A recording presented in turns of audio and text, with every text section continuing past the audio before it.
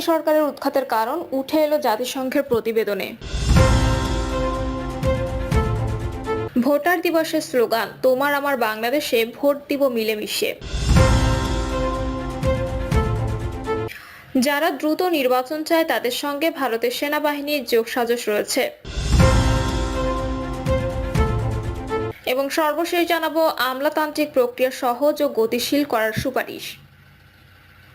শুনছিলেন সংবাদ শিরোনাম, এবারে বিস্তারিত। ভোটার দিবসের স্লোগান তোমার আমার বাংলাদেশে ভোট দিব মিলেমিশে।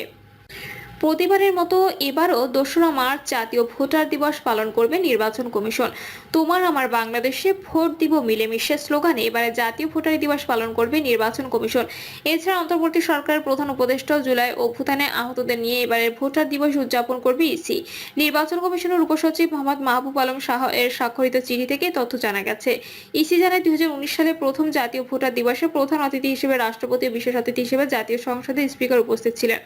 ২০২০ সালে দ্বিতীয় জাতীয় ভোটার দিবসে প্রধান অতিথি হিসেবে আইনমন্ত্রী উপস্থিত ছিলেন। পরবর্তীতে ২০২১ সালে তৃতীয় জাতীয় ভোটার দিবস থেকে ২০২৪ সালে ষষ্ঠ জাতীয় ভোটার দিবস পর্যন্ত অনুষ্ঠিত অনুষ্ঠানগুলোতে প্রধান নির্বাচন কমিশনার, প্রধান অতিথি ও মাননীয় নির্বাচন কমিশনার বৃন্দ বিশেষ অতিথি হিসেবে উপস্থিত ছিলেন। এবারে সপ্তম জাতীয় ভোটার দিবসের অনুষ্ঠানে অন্তর্বর্তী সরকারের প্রধান উপদেষ্টাকে প্রধান অতিথি করে এবং জনপ্রশাসন মন্ত্রণালয়, স্বরাষ্ট্র মন্ত্রণালয়, অর্থ মন্ত্রণালয়, শিক্ষা মন্ত্রণালয়, পররাষ্ট্র মন্ত্রণালয় ও তথ্য মন্ত্রণালয়ের সিনিয়র সচিবদের আমন্ত্রণ জানানো হতে পারে। একই সঙ্গে জুলাই গণ অভ্যুত্থানে আহতদের মধ্য থেকে 4 থেকে 6 জন আমন্ত্রণ পেতে পারেন। যারা দ্রুত নির্বাচন চায় তাদের সঙ্গে ভারতের সেনাবাহিনীর যোগসাজশ রয়েছে। যারা দ্রুত নির্বাচন চায় তাদের সঙ্গে ভারতের সেনাবাহিনীর যোগসাজশ রয়েছে বলে মন্তব্য করেছেন ইসলামী আন্দোলনের সিনিয়র যুগ্ম মহাসচিব মাওলানা গাজী আতাউর রহমান। গাজী আতাউর রহমান বলেন, যারা দ্রুত নির্বাচন চায় তাদের সঙ্গে ভারতের সেনাবাহিনীর যোগসাজশ রয়েছে। এটা করা যাবে না। আমাদের দাবি স্পষ্ট, আগে সংস্কার, পরে নির্বাচন, আগে স্থানীয় নির্বাচন এবং পরে জাতীয় নির্বাচন দিতে হবে। কারণ যারা বিশৃঙ্খলা করতে চায় তাদের আগে চিনে নিতে চাই। জনগণ আগে বিশৃঙ্খলাকারীদের বেঁধে ফেলতে চায়। তিনি বলেন, আগামী নির্বাচনে ইসলামপন্থীদের বিজয়ী করতে হবে। আমরা কাউকে ক্ষমতায় যাওয়ার জন্য কাজ করব না, বরং ইসলামের পক্ষে এক বাক্স দিতে চাই। কথা শুনে কেউ কেউ পাগল হয়ে গেছে, এতে আমাদের কিছু যায় আসে না। সুতরাং আমরা এবার ইসলামিক শক্তির বলয় বৃদ্ধি করতে চাই। গাজী আতাউর রহমান বলেন, সারা দেশে আমাদের প্রার্থী প্রস্তুত আছে। আগামী নির্বাচনে আমরা ইসলামী শক্তি এবং দেশপ্রেমিক শক্তি এক হয়ে কাজ করব। এজন্য যে আসনে যে দলের পক্ষে কাজ করার নির্দেশ দেওয়া হয় তার পক্ষে কাজ করতে হবে। ৬৫,০০০ জনপ্রতিনিধির মধ্যে আগামী দিনে কমপক্ষে ৪০,০০০ আলেম প্রতিনিধি দিতে চাই। সুতরাং আমাদের প্রস্তুত থাকতে হবে।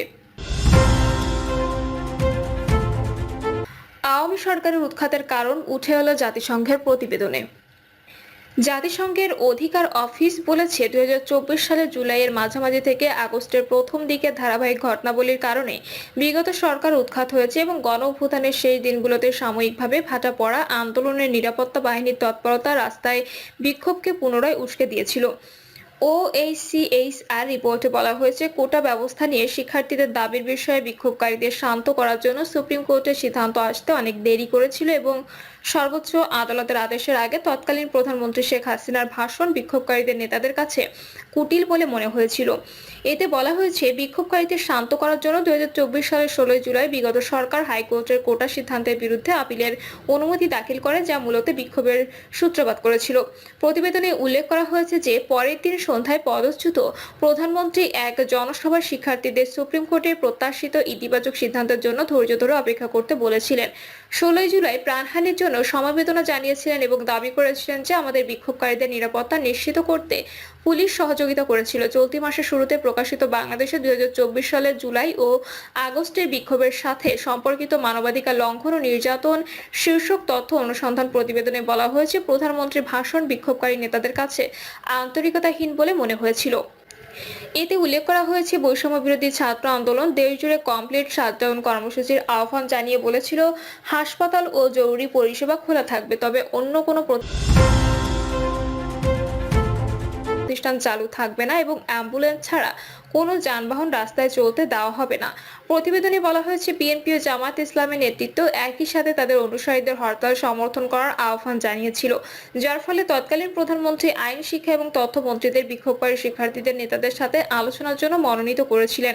পাশাপাশি directorate general of forces intelligence এর চলমান প্রচেষ্টা অব্যাহত ছিল। এতে বলা হয়েছে, তবে সেই পর্যায়ে ছাত্ররা আর আলোচনার জন্য প্রস্তুত ছিল না, কারণ তারা তাদের উপর এর আগে ছাত্রলীগ ও পুলিশের হামলার কারণে সরকারের সদিচ্ছা নিয়ে সন্দিহান ছিল। প্রতিবেদনে উল্লেখ করা হয়েছে যে 18 জুলাই থেকে যখন বিক্ষোভকারীরা গুরুত্বপূর্ণ সড়কগুলোতে যান চলাচল ব্যাহত করার চেষ্টা করছিল, তখন সাধারণ জনগণ রাস্তায় নেমে আসে এবং নিরাপত্তা বাহিনী এই পর্যায়ে প্রাণঘাতী শক্তি প্রয়োগের দিকে ঝুঁকে পড়ে। এতে বলা হয়েছে, তারা শান্তিপূর্ণ হলেও বিঘ্ন সৃষ্টিকারী বিক্ষোভ ছত্রভঙ্গ করতে কম প্রাণঘাতী অস্ত্রের পাশাপাশি রাইফেল, পিস্তল ও শটগান ব্যবহার করেছিল। এতে উত্তরায় ও অন্যান্য অনেক জায়গায় হত্যাকাণ্ড ঘটেছিল। পাশাপাশি তারা আহতদের চিকিৎসা সেবা সক্রিয়ভাবে বাধাগ্রস্ত করেছিল। এতে বলা হয়েছে, বিক্ষোভে অংশগ্রহণকারী জনতা যখন আরো ভিন্ন রূপ ধারণ করে, তখন জনতার কিছু অংশ পুলিশ, পরিবহন, অবকাঠামো এবং বাংলাদেশ টিভি ভবন সহ সরকারি ভবনগুলোতে আক্রমণ করেছিল। প্রতিবেদনে বলা হয়েছে, 18 জুলাই সন্ধ্যায় সরকার বিজিবি সর্বোচ্চ শক্তি প্রয়োগের নির্দেশ দেয় এবং 23 জুলাই পর্যন্ত দেশে ইন্টারনেট সেবা সম্পূর্ণরূপে বন্ধ করে দেয়। OACHR প্রমাণ পেয়েছে যে 19 July BGB, police, rapid action battalion এবং অন্যান্যরা রামপুরা ও বাড্ডা ছাড়াও ঢাকা ও সারা দেশের জনতার উপর গুলি চালায়, কিন্তু শান্তিপূর্ণ বিক্ষোভ বা সহিংস অস্থিরতা দমন করতে পারেনি। সন্ধ্যায় তৎকালীন প্রধানমন্ত্রী মধ্যরাত থেকে কার্যকর দেশব্যাপী কারফিউ জারি ও 27,000 সেনা সদস্য মোতায়েন করেন।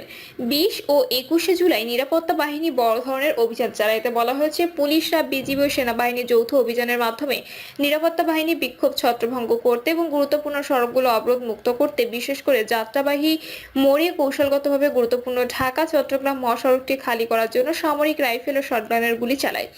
OACHR উল্লেখ করেছে যে 21 জুলাই সুপ্রিম কোর্টের একটি নতুন রায় মুক্তিযোদ্ধাদের বংশধরদের জন্য সংরক্ষিত সরকারি চাকরির কোটা 5% কমিয়ে দেয় এবং সরকার দ্রুততার সঙ্গে আদালতের মতামত মেনে নিয়ে প্রকাশ্যে এই পরিবর্তনকে সমর্থন জানায়। প্রতিবেদনে বলা হয়েছে, তবে সেই সময় ছাত্র আন্দোলন ইতিমধ্যেই তাদের নিজস্ব দাবির মধ্যে তৎকালীন স্বরাষ্ট্রমন্ত্রী এবং আরও বেশ কয়েকজন ঊর্ধ্বতন কর্মকর্তাকে বরখাস্ত, সেই সাথে ছাত্রদের হত্যাকারী পুলিশ অফিসার এবং ছাত্রলীগ সমর্থকদের জন্য ফৌজদারি জবাবদিহিতার দাবি অন্তর্ভুক্ত করেছিল। 26 জুলাই বিএনপি সকল গণতান্ত্রিক রাজনৈতিক দল, সামাজিক ও সাংস্কৃতিক সংগঠন এবং অন্যান্য সংগঠনের মধ্যে জাতীয় ঐক্য প্রতিষ্ঠার এবং